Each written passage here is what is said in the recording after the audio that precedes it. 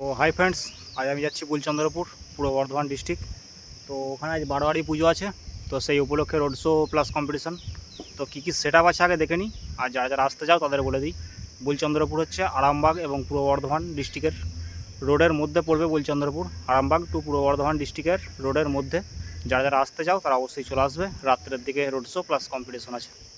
তো চলো দেখতে থাকি কী কী সেট আপ আছে।